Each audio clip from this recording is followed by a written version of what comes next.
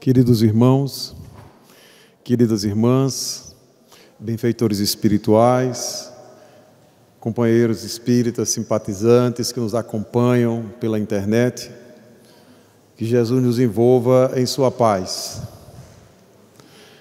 Corria o ano de 1964. Aquela época, a Mansão do Caminho, o Centro Espírita da Redenção, a obra na qual Divaldo se fixou em Salvador, funcionava no bairro da Calçada, no centro, na Barão de Cotegipe.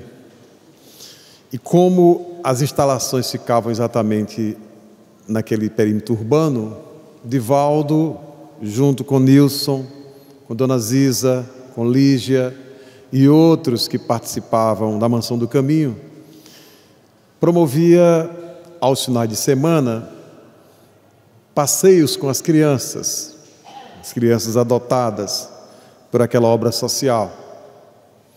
E ficou acordado, naquele final de semana, que eles iriam para uma determinada praia, mais ou menos deserta, da periferia de Salvador.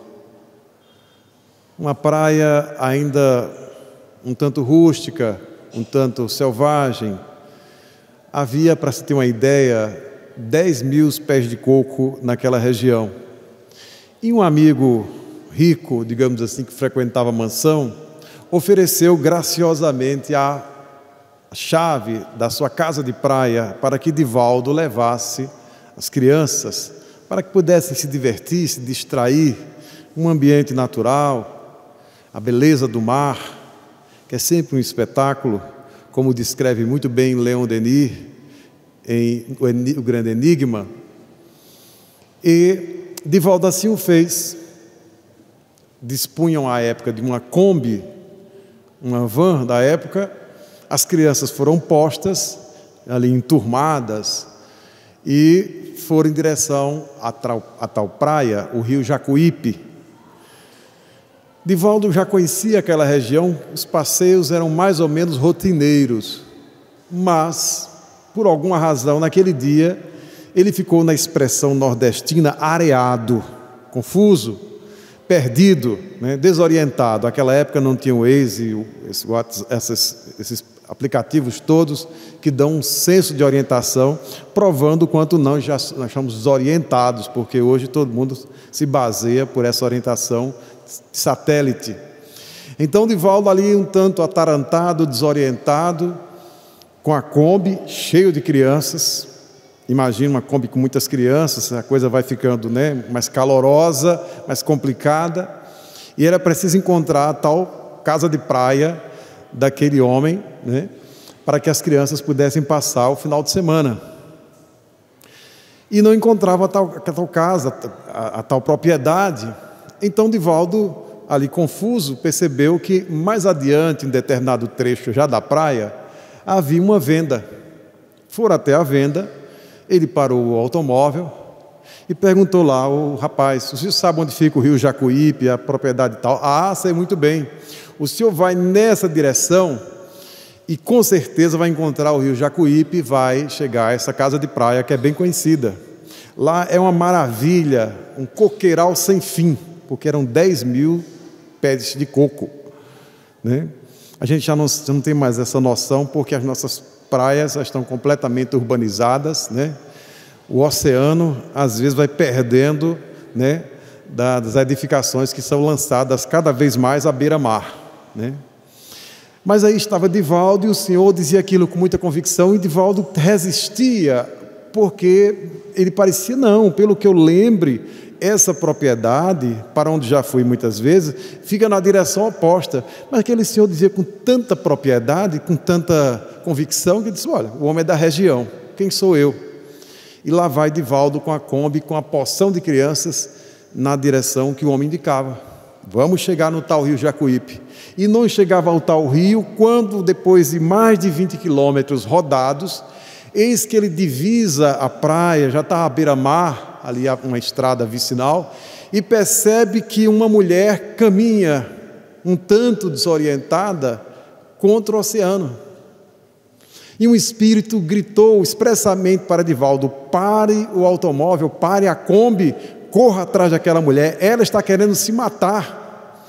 Divaldo tomou um susto com a sua sensibilidade mediúnica e disse para o motorista, Maximiano, que era um filho adotivo dele: pare, Maximiano, tem um espírito dizendo aqui que aquela mulher que está entrando no mar, ela vai se matar.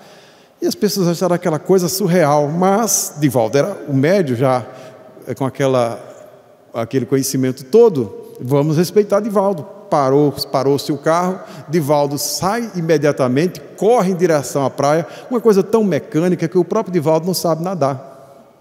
E aquela senhora parecia ali um zumbi, um autômato, caminhando cegamente, né, como se fosse a mãe de Ulisses, lá na Odisseia. A mãe de Ulisses se mata porque ela vai e se lança no oceano, vai avançando no oceano, se deixa envolver, se deixa cobrir pelas ondas. E ela avança passo a passo e Divaldo, desesperado, corre atrás da mulher, a abraça por trás, tenta retirá-la ainda, e ela se debatia e resistia e não queria sair da água. Divaldo a puxa, depois chegam os companheiros, as companheiras da Mansão do Caminho, que acompanhavam Divaldo e as crianças, e levam ela para a praia, para a beira-mar ali.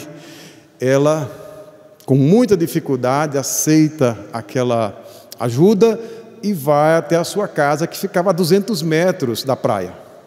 Chegando lá, ela ainda muito irritada, muito alterada, ela tem uma crise de hemoptise e dá uma gofada de sangue em Divaldo. Divaldo se recompõe e percebe que a mulher, de fato, ela está num transtorno, ela está ali surtada.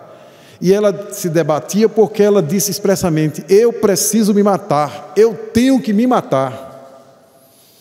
E foram acalmando, até que quando ela é mais tranquila, ali já tinha tido a sua crise, inclusive a sua crise de hemoptise, ela começa a dizer as razões que a levavam para se lançar nas ondas, para se matar, para se afogar.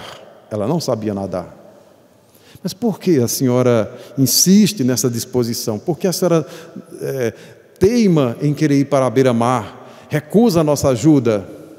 Ah, meu filho, você não conhece a minha história e o meu drama. Como assim? Imagine, eu sou mãe de 6 filhos e ultimamente tenho tido essa disposição de gofar sangue. Mais do que isso, eu acho que estou grávida e com essa dificuldade esta semana, aliás, eu fui na quinta-feira a Salvador, ao centro da cidade, ao quarto de saúde, que era um centro de saúde pública à época, e lá fiz um exame com o médico, e ele foi muito incisivo. A senhora está grávida do 7º filho, está grávida, é gravidez. Mais do que isso, a senhora está acometida pelo bacilo de Koch. Bacilo de quê, meu senhor? De Koch, porque alguns médicos parece que não têm noção de que os pacientes são pessoas muito simples e que não frequentaram o curso de medicina também, desconhecem a nomenclatura oficial. Daqui que ela entendesse o que era o bacilo de Koch. Bacilo ela não sabia, e Koch muito menos. O Koch que ela sabia era aquele coque que se fazia no cabelo, mas bacilo de Koch era coisa que dava no cabelo, ela não podia imaginar, porque ela estava vomitando sangue. Bacilo de Koch, minha senhora, é tuberculose. A senhora está com a tísica. Mas como assim? Grávida e com tuberculose. Ela ficou arrasada. Mas como? Já tinha 6 filhos, agora com tuberculose. E ali, um tanto confusa, alguém disse: por que a senhora que está tão tristinha não vai para um grupo espírita, um tal de um centro espírita aqui na Barão de Cotegipe? Era a Mansão do Caminho, era o centro espírita Caminho da Redenção. Vá lá, diz que tem um rapaz lá que faz umas palestras e consola a pessoa. Eu estou vendo que a senhora está muito triste. Alguém disse lá, um funcionário do centro de saúde: vá lá, minha senhora, vá lá que alguém vai trazer uma esperança para a senhora. Ela foi naquele mesmo dia, naquela quinta-feira. Chegando lá, assistiu a tal palestra e, ao final, alguém disse que ela poderia deixar uma consulta, à época tem essa metodologia, uma consulta para as suas dificuldades, e que na terça-feira da próxima semana ela voltasse para ter o resultado que os espíritos tinham para ela de orientação. Ela já estava arrasada, destruída, com aquele médico um tanto insensível, e voltou para sua casa de praia lá, junto aos seus filhos.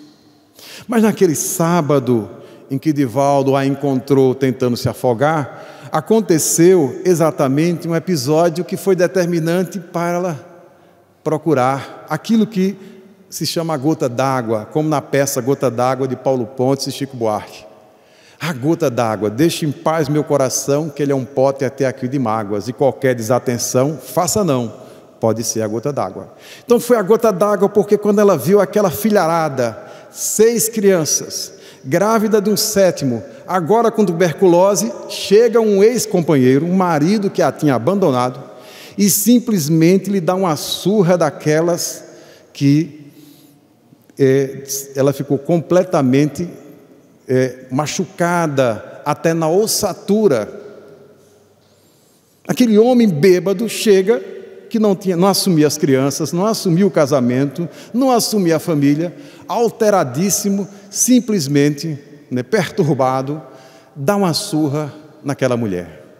Então, depois daquela dificuldade, daquela sova, ela fica pensando consigo mesma: qual o sentido da minha vida? Sofrer, sofrer e sofrer. Eu tenho 6 filhos, a maior dificuldade para alimentá-los, abandonada pelo companheiro, agora um 7º a caminho, agora uma tuberculose, e ainda sofrer uma injusta surra, se existe alguma surra justa, mas uma surra de um ex-companheiro alcoolizado. Então ela deu para si mesma a ideia de que não tinha um sentido a sua existência. Como ela morava à beira-mar e não sabia nadar, ela disse: eu vou me lançar na água, é fatal, afogamento. E pensou assim, deliberada, decidida, caminhava. Foi exatamente naquele instante que o mundo espiritual colocou Divaldo à Kombi. Só assim, quando Divaldo voltou a Salvador, pôde entender a lógica daquele erro do rapaz da mercearia. Porque Divaldo conhecia o caminho, porque naquele dia ele estava atarantado, confuso, desorientado. Porque ele foi pedir orientação a uma pessoa da região e o indivíduo orientou no sentido oposto. Eles rodaram um pouco mais de 20 quilômetros na direção oposta, que deveria ser a casa de praia em que eles deveriam passar o final de semana. São mecanismos da espiritualidade para nos colocar na possibilidade de servir e fazer o bem. Só assim Divaldo foi entender. E quando ele volta a Salvador, ele teve a curiosidade de ver o prontuário lá na Mansão do Caminho. O que é que os espíritos diziam para aquela senhora? Ela, inclusive, o reconheceu. E na terça-feira da outra semana foi lá, já refeita, equilibrada, ajuizada, saindo do surto. Ela teve a orientação espiritual, ela teve a orientação mediúnica, homeopática. No Brasil, em muitas instituições, se praticava a medicina homeopática. Dona Ivone Pereira, por exemplo, prescrevia a homeopatia. Chico Xavier, na própria Federação Espírita Brasileira, vários médiuns prescreviam a homeopatia. Então ela recebeu, inclusive, dinheiro, todo um amparo, e lá tinha a orientação do Espírito. Divaldo teve a curiosidade, o que é que o Espírito tinha escrito para ela, porque ele não tinha associado uma coisa à outra. Depois ele percebeu que o Espírito tinha dito lá, pelo merecimento dela, no momento justo, nós nos empenharemos para salvar sua valiosa vida, o que de fato aconteceu. Às vezes nós temos uma visão muito pequena, achando que os arquitetos do além não têm os seus próprios mecanismos que atendem à lei do merecimento. Quantas e quantas pessoas, na expressão popular, passam pelo que nós chamamos de livramento, porque há um coração bondoso de plantão ou é mobilizado para que naquele instante tome uma atitude em favor daquela pessoa que está em perigo, que pode ser qualquer um de nós. O problema é que, se não tivermos na boa sintonia desse benfeitor, nós desperdiçaremos a oportunidade de nos afirmarmos como uma pessoa a serviço do bem, uma pessoa de bem. Porque estaremos noutra sintonia, porque estaremos envolvidos com as nossas preocupações mesquinhas, e os espíritos se empenham, mas nem sempre encontram a mente aberta para a sua boa sintonia, para a sua boa inspiração. Quem lê Sexo e Destino, de André Luiz, ali nós temos o drama de Marita, que nós já descrevemos aqui um outro dia. Marita é uma menina, uma adolescente, que fora seduzida pelo próprio pai. E ela, envergonhada, atordoada, ela faz um movimento também suicida, precisa se lançar contra os carros, precisa se matar em Copacabana.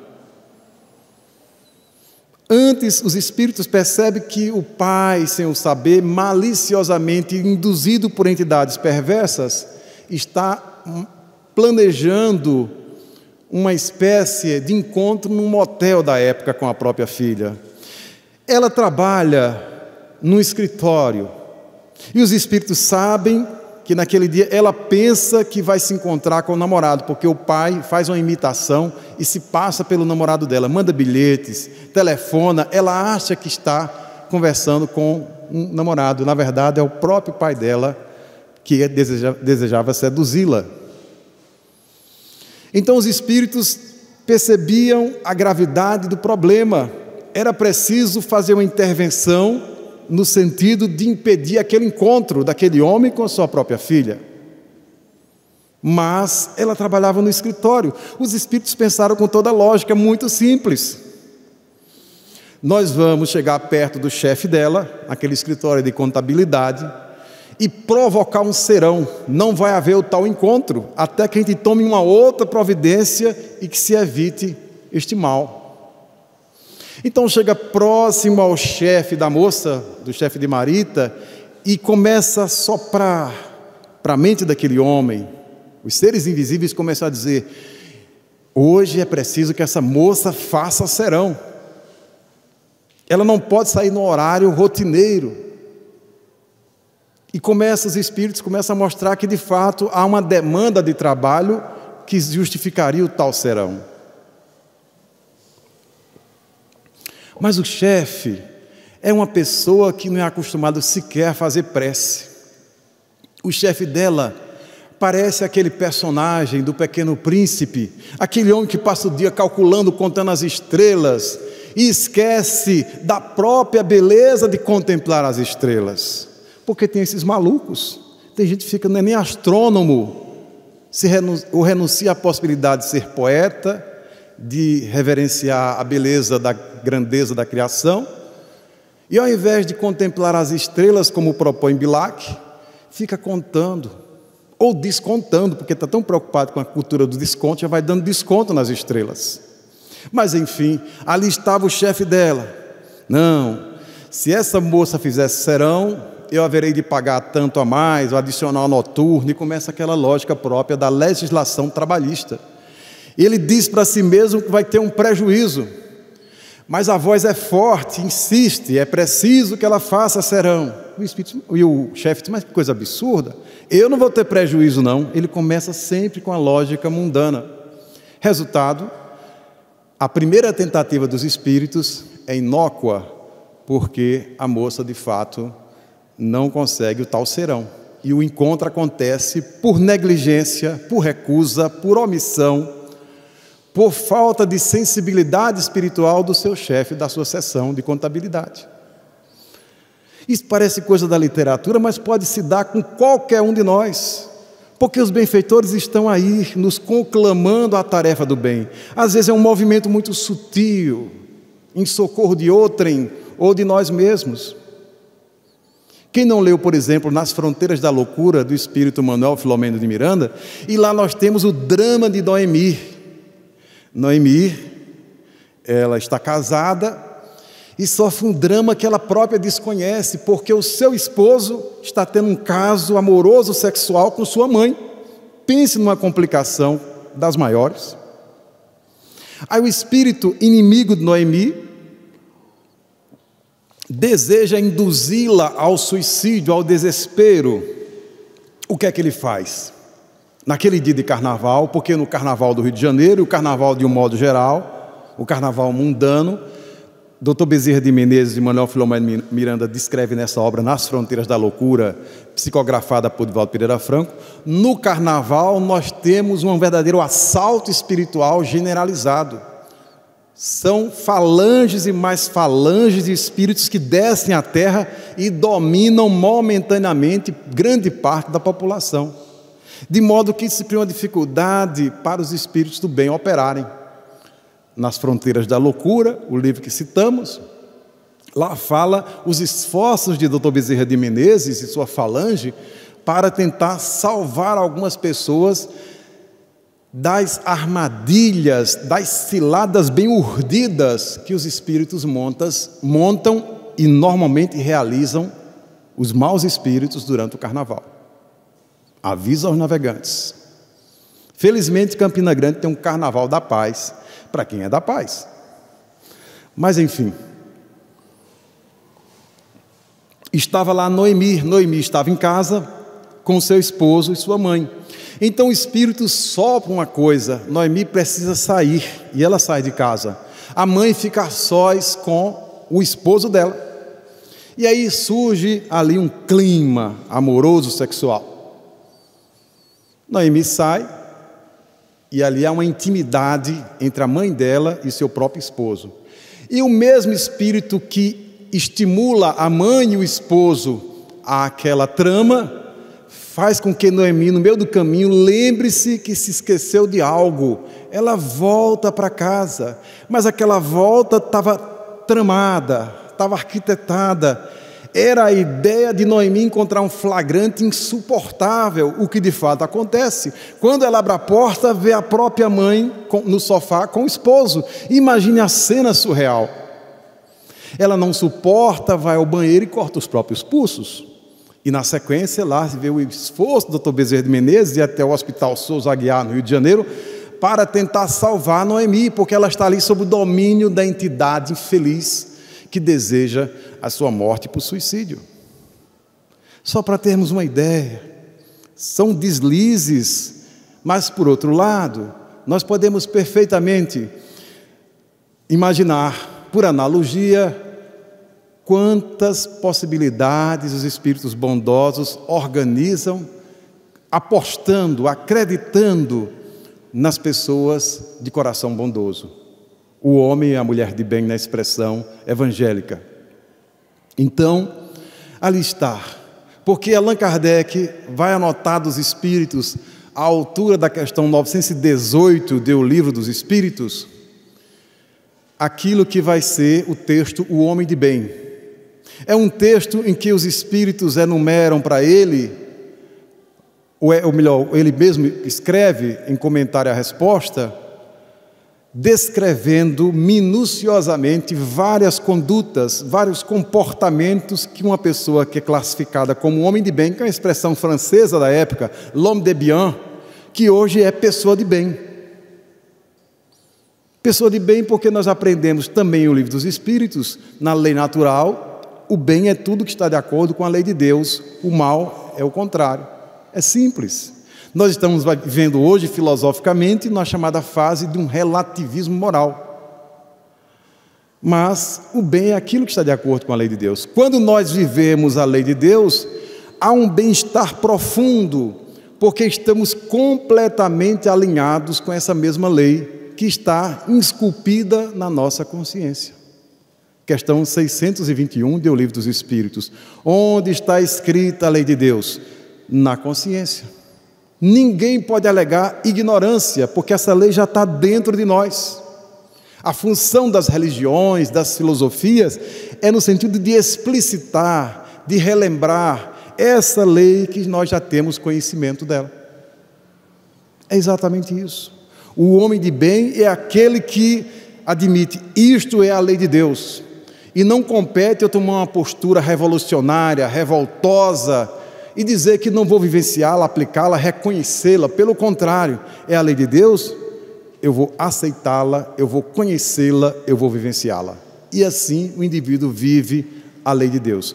Por isso que na questão 918, a primeira sentença que é a descrição do homem de bem é: o verdadeiro homem de bem é aquele que cultiva a lei do amor, de justiça e caridade, que é a lei de Deus, é a lei final das 10 leis que nós aprendemos lá em O Evangelho segundo o Espiritismo, ou melhor, em O Livro dos Espíritos, na questão das leis morais.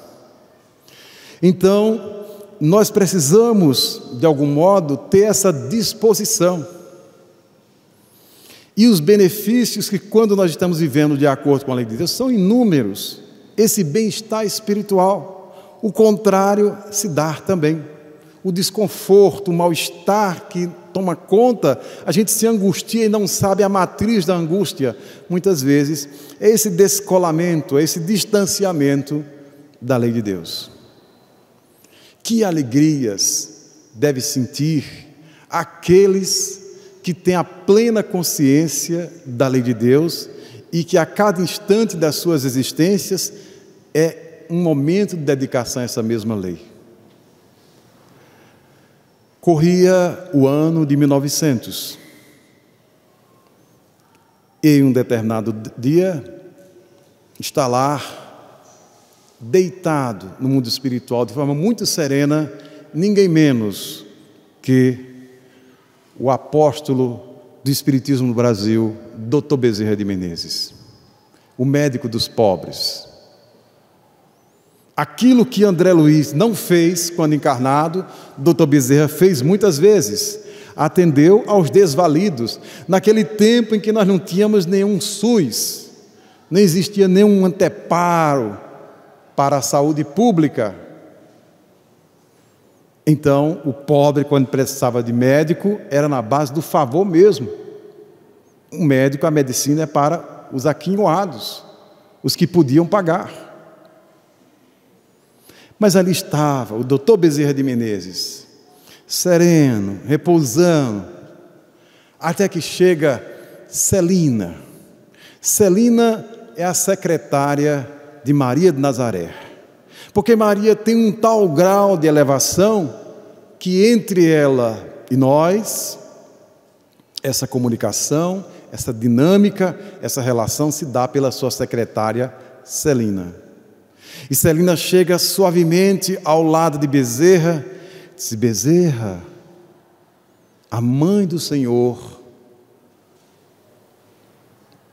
pediu-me para te despertar, para lembrar-te que já te encontras na espiritualidade. Dr. Bezerra de Menezes, aquele homem dedicado aos sofredores, aquele homem que respirava a mensagem espírita, ali, diante do toque suave de Celina, a pouco e pouco foi tomando conhecimento da sua nova realidade espiritual. Ele estava no mundo espiritual, agora era um desencarnado. E naturalmente, como um bom desencarnado, vieram seus familiares para abraçá-lo, os conhecidos, os companheiros de ideal espírita, ele que foi um dos valentes diretores, presidentes da Federação Espírita Brasileira. Ele que fez uma coisa que é uma lição para os políticos de hoje, que ele abandonou a política por não suportá-la, porque percebeu um descompasso entre as práticas políticas do Brasil imperial e depois já o Brasil republicano e o Evangelho de Jesus. E entre enganos da política e as verdades do Evangelho, aquele cearense de Riacho do Sangue preferiu ficar com Jesus e não com Mamon. É um homem que honra inclusive a história política do Brasil, porque às vezes a pessoa diz assim: olha, não há nenhum político decente. Um momento, o senhor conhece a história do Dr. Bezerra de Menezes? Ele foi deputado federal, ele foi vereador pelo Rio de Janeiro várias vezes, mas ele teve um fenômeno diferente, porque ele saiu muito mais pobre da política do que quando entrou nela. Muito estranho para os dias atuais. Mas qualquer cidadão honesto não pode generalizar por completo, porque existem figuras como o Dr. Bezerra de Menezes, como Otávio Mangabeira e outros tantos. Mas Dr. Bezerra estava ali, abraçando e sendo abraçado pelos familiares queridos, pelos colegas da Federação Espírita Brasileira. No entanto, havia vozes e mais vozes de um ambiente externo. E Dr. Bezerra se dirige para Celina e diz: mas Celina, minha irmã querida, de onde são essas vozes? Quem são as pessoas que falam? E ela delicadamente diz: venha, Bezerra, venha para a sacada aqui dessa construção no mundo espiritual. E Bezerra se dirige àquele ambiente e percebe ali uma multidão que dizia: muito obrigado, benfeitor, obrigado, doutor Bezerra. Bezerra, em relance, passou em revista aquela multidão, olhou para os rostos e não identificou um só. Mas eu não conheço ninguém. Quem são eles?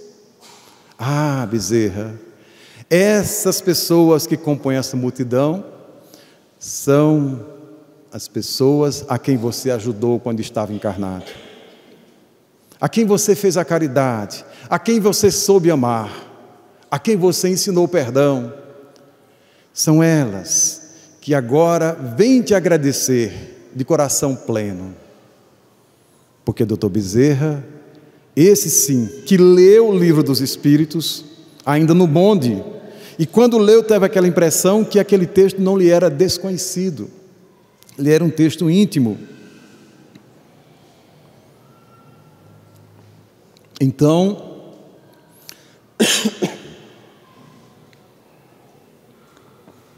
Dr. Bezerra pôde entender, de fato, o que está reservado para qualquer pessoa de bem. O espírito Benedita Maria, a mãe de Raul Teixeira, desencarnada, pelo próprio médium Raul, que vai estar aqui na Seja, em Campina Grande, no dia 6 de abril, primeiro sábado de abril deste ano, ela escreveu um livro de um título muito tocante: Todos precisam de paz na alma. Porque às vezes nós ficamos um tanto atrapalhados do que nós realmente precisamos. Se pararmos em casa um dia, observarmos os nossos pertences, isso aqui realmente eu preciso? Será que eu não comprei a mais? E porque essa sensação de falta que toma conta de nós, muitas vezes nos tomando sono. Nós temos ali um conforto, os aparelhos domésticos, mas um vazio existencial parece nos invadir, nos desafiando o espírito. Algo que me falta hoje, a sensação de uma fome espiritual, que mesmo invadindo a geladeira, mesmo tomando isto ou aquilo, esta fome insaciável não é aplacada. Então, que beleza de título: todos precisam de paz na alma. Ninguém pode dizer, este precisa e aquele não, todos. Mas precisa de quê? Do que nós realmente precisamos: de paz na alma. O resto é o resto. Como dizia São Tomás de Aquino, o resto é palha. O pessoal do Nordeste tirou até uma sentença que não tem nenhum significado com a ideia da filosofia medieval. O resto é palha. A coisa é grão e o resto é palha. É exatamente isso. Todos precisam de paz na alma. Essa paz que não é fácil ser adquirida. Por isso, Suênia leu para nós esse texto sobre os sofrimentos que marcarão toda aquela pessoa que se compromete a ser amiga de Jesus. Nós precisamos dessa paz na alma, essa paz que com certeza nos dá uma tranquilidade e uma excelente noite de sono. E mais do que uma excelente noite de sono, um ótimo despertar. Porque nós precisamos avaliar como nós dormimos, como nós despertamos. Tem alguma coisa errada, se tem alguma coisa doentia nisso. Porque quando nós vivenciamos no decorrer das horas, dos minutos, das ocasiões, a lei de Deus, à noite a consciência é o mais confortável dos travesseiros. Saímos do corpo e, por força da conduta de pessoas de bem no decorrer do dia, nós nos vinculamos aos espíritos de paz e bondosos, e nós nos encontraremos com esses espíritos, não com os outros, não com os atormentados, porque a nossa sintonia é do bem. E na companhia desses benfeitores, nós ganhamos vitalidade, magnetismo, nós ganhamos vida, otimismo, planos, nós temos clareza do que devemos fazer no sentido do crescimento espiritual. E quando despertamos muito bem, dispostos, entusiasmados, cheios de planos, com motivação para viver. Porque à noite estivemos conversando com quem nos quer bem, com o anjo guardião, com o Espírito querido, com o Espírito que se vinculou a cada um de nós, porque nós abraçamos uma tarefa no bem, porque nós fomos um médium inconsciente, sem o saber desse mesmo Espírito. Ele queria ajudar um familiar querido, de repente a gente teve na sintonia da caridade, esse Espírito gostou, simpatizou-se conosco, e aí à noite fui agradecer, e à noite foi penhorar o seu apoio às nossas ações. Há uma médium, que nós citamos aqui, Dona Ivone Pereira, que ela granjeou amigos naquilo que parecia impossível, entre obsessores. Agora há pouco eu e a Elizabeth estávamos no curso lá, e a Elizabeth lembrava essa coisa. Porque a figura do obsessor é a figura detestada, é o chato que está atrapalhando a nossa vida, é aquele sujeito que está patrocinando a nossa infelicidade, é aquele que lança as cascas de banana para que a gente caia aqui e acolá. Então, nunca ouvi ninguém falando bem do obsessor. Meu amigo obsessor não existe, a pessoa está confusa se dizer meu amigo obsessor. Mas Dona Ivone se fez amiga dos obsessores, que ela percebeu o drama daquelas vidas. O indivíduo saiu do seu eixo, do seu equilíbrio, para se fazer obsessor, para perseguir, para odiar. Mas essa não é a naturalidade de cada um, nós nascemos para amar. Então, Jesus colocou isso no Sermão do Monte, em diversos pontos do Evangelho. Amai o vosso próximo como a si mesmo. E Dona Ivone, ela conseguiu até fazer amigos entre os obsessores, de modo que em determinadas situações ela foi salva pelos seus amigos obsessores. Por gratidão a ela, Dona Ivone está aqui, está lhe ajudando, porque na hora mais difícil, a senhora, ao invés de nos odiar e tomar a distância de nós, passou a orar de coração em nosso favor. Isso nos faz lembrar uma passagem de um dos livros, o senhor ainda deve conhecer, de Manuel Filomeno de Miranda, em que um determinado obsessor, ele estava ali renitente, desafiando o esclarecedor na reunião mediúnica, e ele dizia que ia continuar odiando, que ele ia continuar perseguindo, atrapalhando a vida daquela pessoa, e o esclarecedor se esforçava: meu irmão, pense bem, o Evangelho propõe o contrário, isso, aquilo, outro, e lançava argumentos e mais argumentos, e o espírito lá rebelde, até que em determinado momento, o espírito disse assim: tá bem, eu vou embora, mas não vou embora porque o Senhor está aí dizendo isto e aquilo outro, para que eu não vá. Eu vou embora porque eu estou me sentindo tocado por aquele velhinho que está morrendo de amor por mim. Era Dr. Bezerra de Menezes. O que é o amor?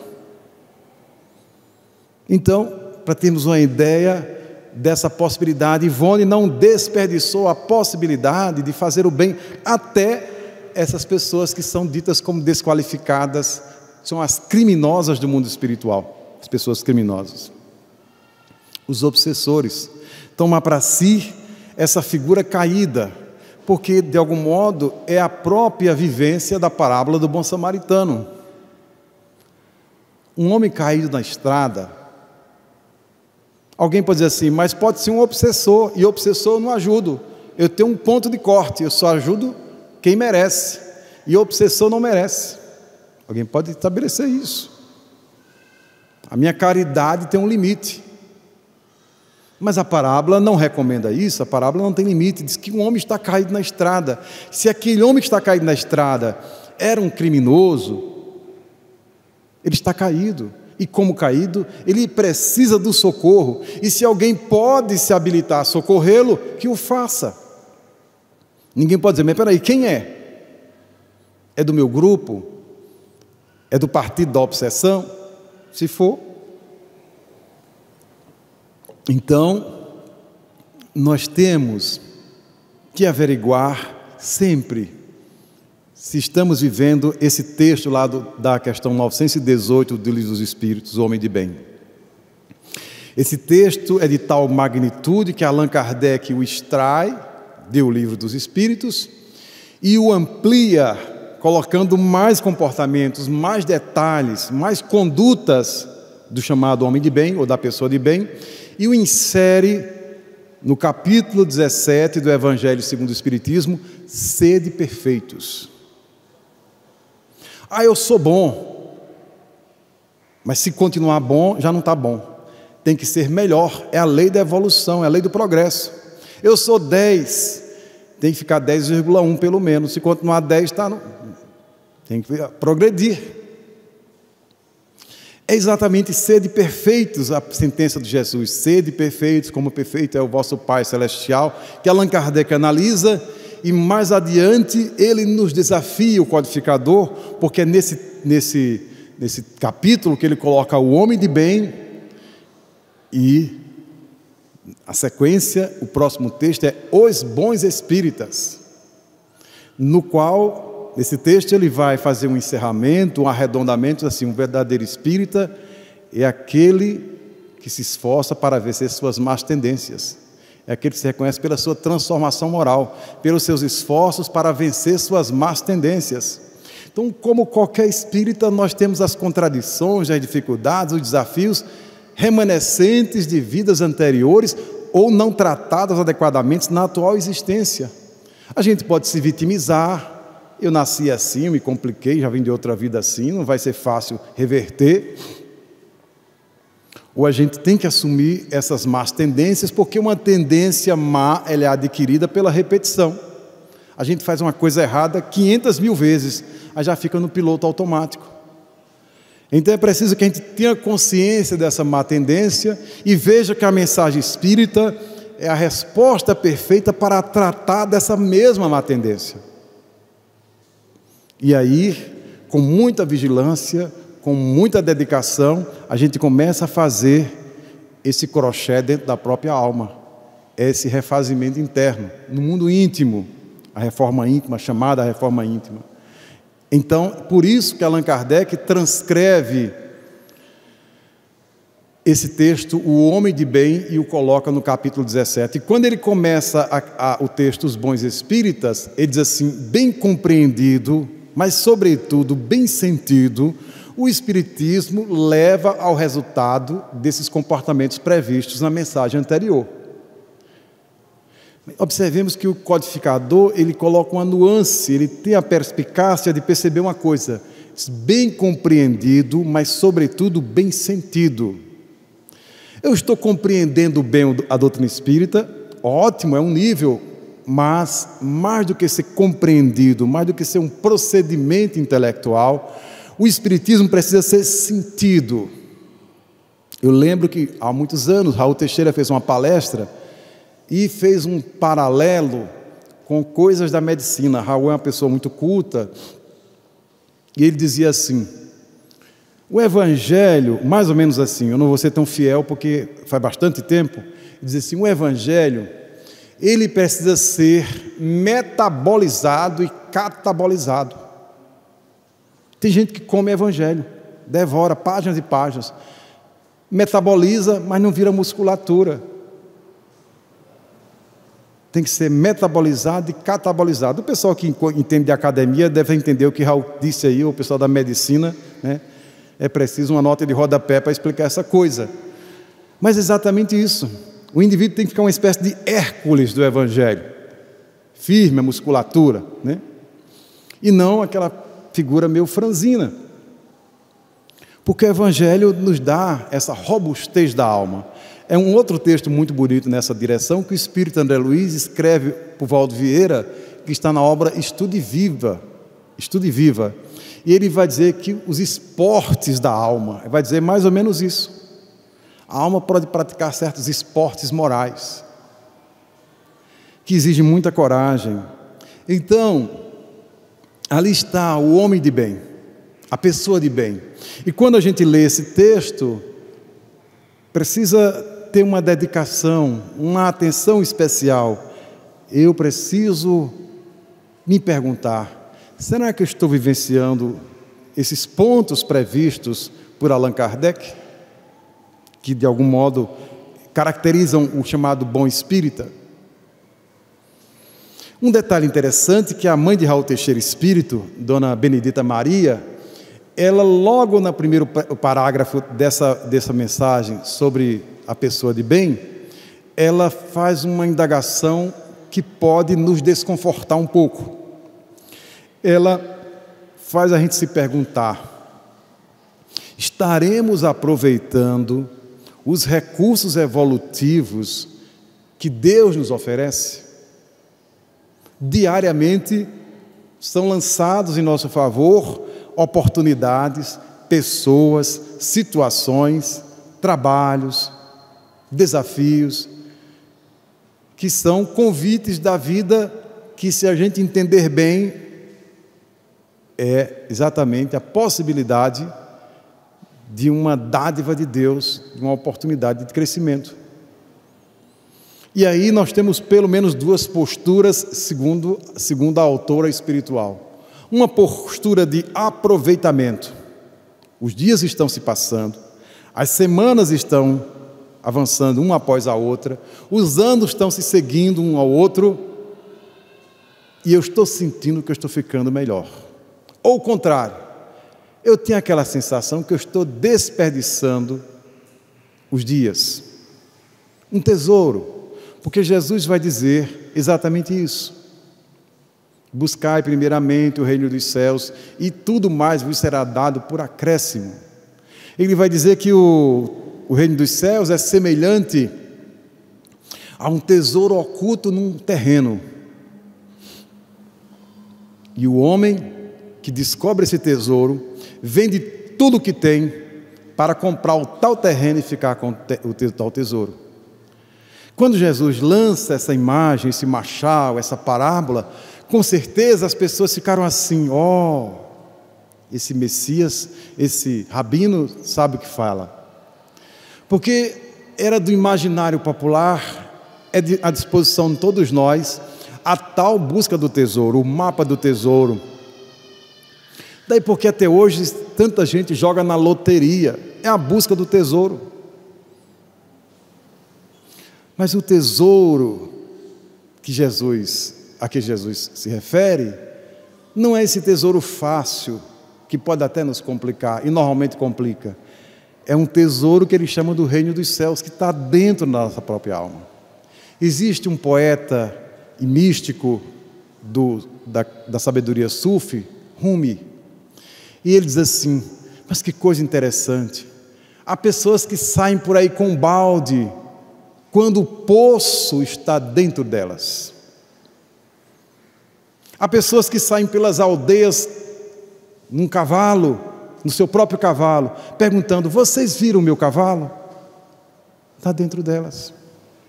Joana de Ângeles, Espírito, vai nos dizer no prefácio lá de Garimpo de Amor, aquela passagem tão bonita sobre os diamantes, de alguém que tinha uma mina de diamantes no seu próprio quintal.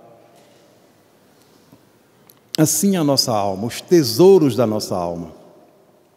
Por isso Benedita Maria nos conclama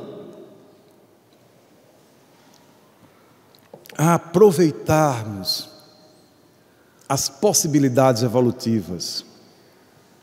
Nós não podemos mais desperdiçar, sobretudo no contexto no qual vivemos, que é o da transição planetária, num momento decisivo, porque já atravessamos séculos.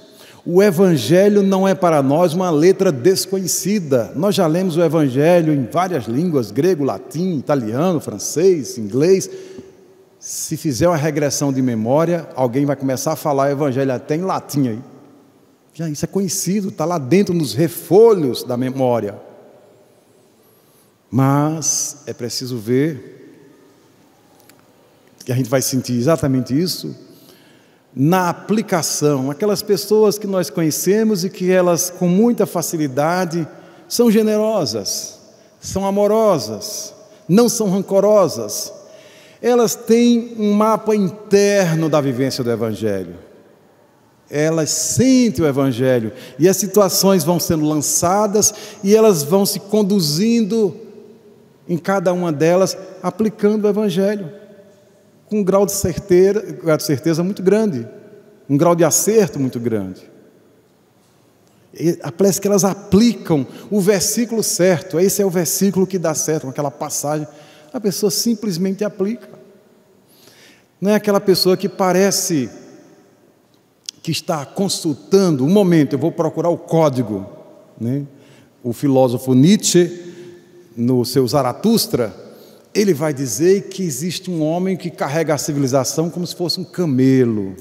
As ideias, um camelo é um animal do deserto para carregar peso lá para os tuaregues, né? Para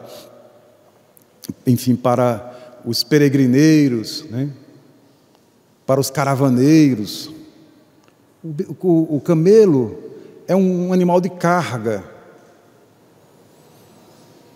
A questão já não é mais essa. E Nietzsche critica os camelos da cultura. Em paralelo, podemos criticar os camelos do Evangelho. O Evangelho não é essa carga que a gente deve levar nas costas. Um momento, essa situação, deixa eu consultar aqui, versículo tal, tal. À medida que a gente vai adquirindo uma cultura de prece, de amor pelo Evangelho, nós precisamos do Evangelho, ler o Evangelho. E o Evangelho explicado pelo codificador, o Evangelho segundo o Espiritismo, é o essencial do aspecto moral dos Evangelhos, dos 4 Evangelhos canônicos. Isso representa para nós um curso de evolução.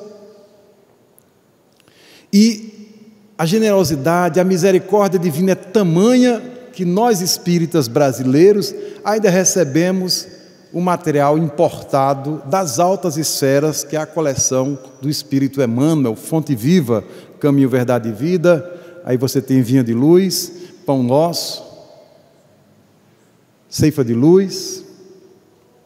Ali você tem o Espírito Emmanuel analisando versículos do Evangelho, um a um, apresentando a interpretação dos altos mestres do mundo espiritual que ele frequentou e que por caridade nos oferece graciosamente. Então, quando a gente lê uma página de Emmanuel, quando a gente lê uma página do Evangelho, a gente encontra a diretriz certa. E quando surge a situação, quando vem um pensamento, quando vem a possibilidade, naturalmente nós podemos dizer, uma pessoa de bem vai viver essa passagem. Qualquer um de nós pode se afirmar cada vez mais como essa pessoa de bem prevista por Benedita Maria.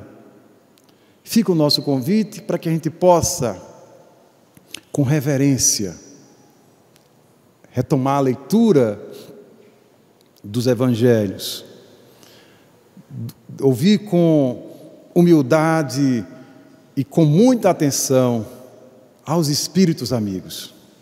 Que tem, eu sou uma pessoa desguiada, eu acho que não tem nenhum espírito interessado em mim, eu estou aí solta no mundo ou solto no mundo. Absolutamente, quem imagina isso? Nós somos muito importantes para Deus. Então, há um espírito anjo guardião dedicado ao nosso acompanhamento, há espíritos familiares, há espíritos bondosos que se interessam até pelos nossos menores erros e pelos nossos acertos, ficam felizes, fazem festa quando a gente acerta. Fazem festa. Diz, olha, aquele meu queridinho, a minha queridinha, hoje tirou 10 em evangelho lá embaixo. Que maravilha.